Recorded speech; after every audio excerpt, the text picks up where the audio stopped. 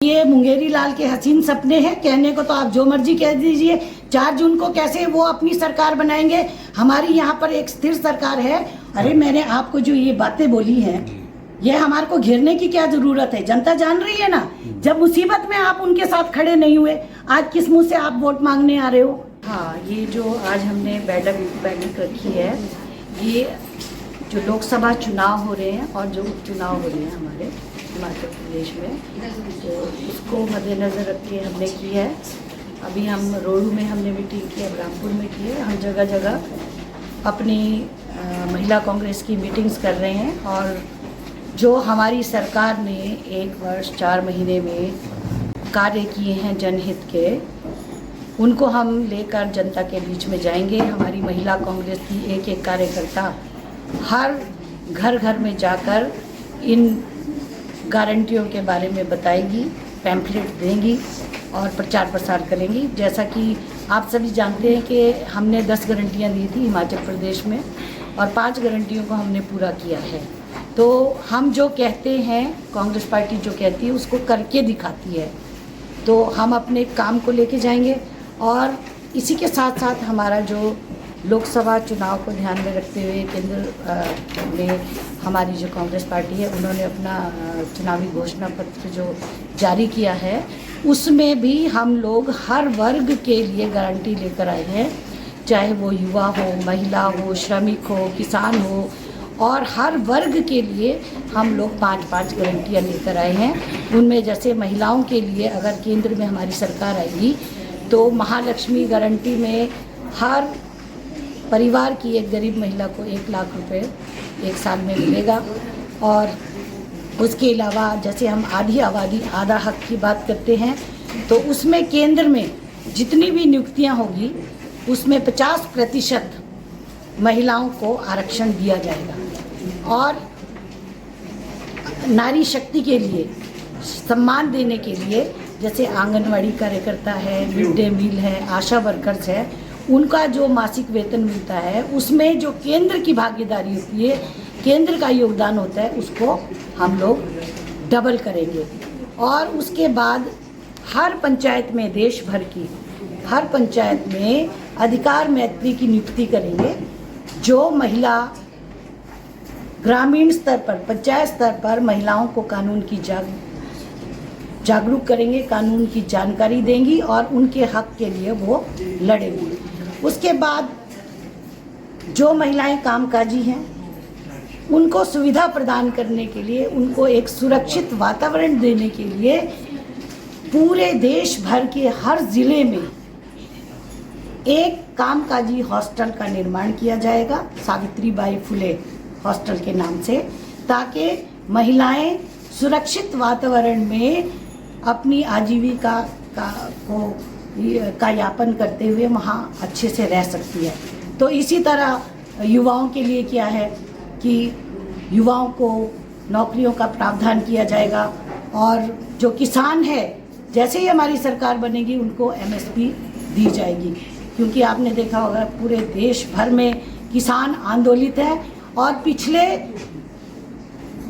4-5 वर्षों से वो लोग एक ही मांग को लेकर सड़कों पे हैं कि उनको MSP दिया जाए। लेकिन केंद्र में जो सरकार बैठी हुई थी, 10 वर्ष से ये राज कर रहे हैं, सिर्फ ये जुमलेबाजी करते थे और कहते थे कि किसानों की आय दुगनी करेंगे।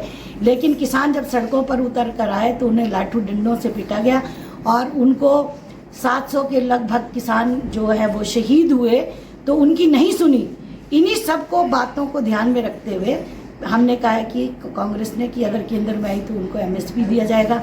श्रमिकों के लिए अगर उनको एक सुरक्षा प्रदान करने के लिए उनको उनका जीवन बीमा किया जाएगा। और गरीब लोगों के लिए अगर वो बीमार हैं, उनको इलाज करना है, तो 25 लाख तक का इलाज जो है वो सरकार उनका वो वहन करेगी सरकार। और इसी तरह से जो भागीदारी, सब हर वर्ग के लिए कांग्रेस ने भागीदारी की गारंटी दी है कि बिना भेदभाव के हर एक व्यक्ति को उसको उचित न्याय मिलेगा।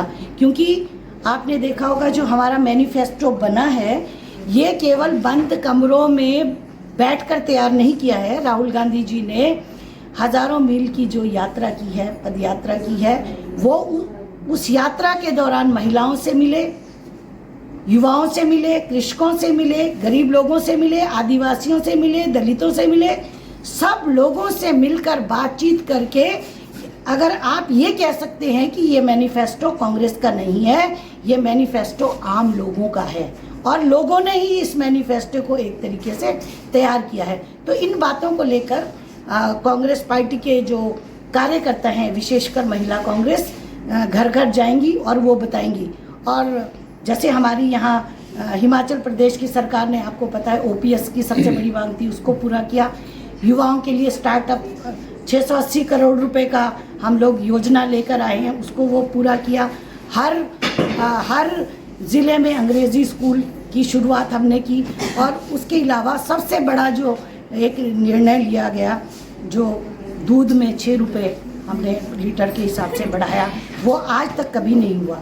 और उसके अलावा जो किसानों के लिए 1.5 रुपये सेब की उसमें, और जो निचले क्षेत्रों में नींबू, संतरे वगैरह, उनके लिए भी किया।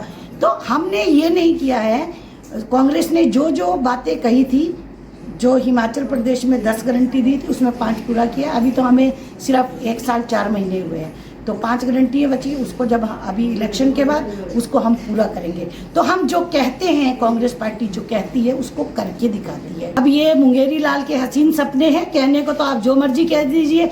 4 जून को कैसे वो अपनी सरकार बनाएंगे? हमारी यहाँ पर एक स्थिर सरकार है और इनका इतिहास ये रहा है कि जहाँ पर भी कांग्रेस की सरकार रही है या अन्य किसी पार्टी की सरकार रही है, भारतीय जनता पार्टी ने वहाँ पर निम्न स्तर के हथकंडे अपनाकर उन सरकारों को गिराने का प्रयास किया। इसके उदाहरण मध्य प्रदेश है, महाराष्ट्र है, लेकिन हिमाचल प्रदेश की में इनकी एक भी नहीं चली। नाम गिनाऊं, BHU, इतने महिलाओं पर अत्याचार हुए, महिला जो भाजपा की नेत्री हैं, किसी ने एक शब्द कहा? किसी ने इतनी हिम्मत नहीं ये जुटा पाए कि महिलाओं के साथ जो हो रहा है ये ज्यादती हो रही है, इतना भी नहीं बोल पाए। क्या मुद्दे लेकर ये महिलाओं के बीच में आएंगे? युवा आज बेरोजगार, 45 सालों में सबसे ज्यादा आज देश में बेरोजगारी है। और पहली बार इतिहास में ये हुआ होगा कि किसान 2 साल तक सड़कों पर बैठे रहे, 3 काले कानून लेकर आए, बाद में इनको मजबूर होकर वापस लेना पड़ा। इन्होंने कहा कि हम MSP देंगे, बाद में जब किसान दोबारा अपनी मांग उठाने आए लोकतांत्रिक तरीके से, तो इन्होंने किसानों के रास्ते में कीलें, इतनी बड़ी बड़ी कीलें गाड़ दी, बड़े बड़े बैरिकेड्स लगा दिए। अब ना ये किसानों के, ना ये युवाओं के, ना ये महिलाओं के, ना ये छोटे दुकानदारों के, ना ये श्रमिकों के इसलिए नहीं है कि जब राजस्थान में हमारी सरकार थी तो गहलोत सरकार 25 लाख रुपए का मुफ्त इलाज कर रही थी। जैसी भाजपा की सरकार आई, उन्होंने वो बंद कर दिया। चुनाव के दौरान इनके बड़े नेता ने कहा था कि 450 रुपए का हम राजस्थान में सिलेंडर देंगे, लेकिन जैसे चुनाव खत्म हुए तो कहा ये जुमला है। जैसे 2 करोड़ नौकरियों के लिए इन्होंने जुमला कहा। तो जनता इनके जुमलेबाजी से बहुत तंग आ चुकी है। आज ये किन मुद्दों को लेकर आएंगे, मुझे बताइए ना। हर वर्ग तो परेशान है इनसे, फिर ये किस उस पे लोगों से वोट मांगने आएंगे?